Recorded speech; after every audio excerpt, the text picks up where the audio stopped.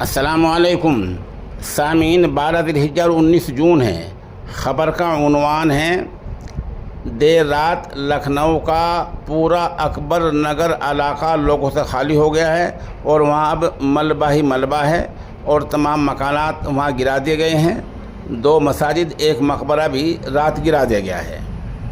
बतला दें, ये लगभग 100 बीघे जगह है। वहाँ जो रहायशी मकानात थे वो 1169 थे और जो कमर्शियल इमारतें हैं जो तिजारती मकासद के लिए लोगों ने बनाई थी उनकी तादाद 100 से ऊपर है। तो 101 कमर्शियल इमारतें और 1169 रहायशी मकानात ये सब गिरा दिए गए हैं। 2 मसाजिद और एक मकबरा ये भी गिरा दिया गया है।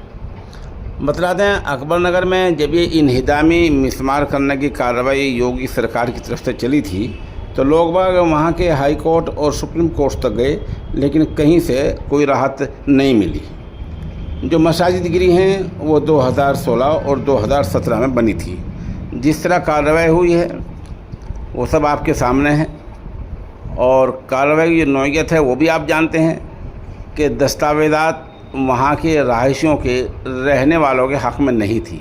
अगर कागज़ी दस्तावेज़ात दुरुस्त होती, मजबूत होती और किसी एक के हक़ में होती तो कम अज़ कम उसका मकान ज़रूर बच जाता और अदालत से उसे राहत मिल जाती।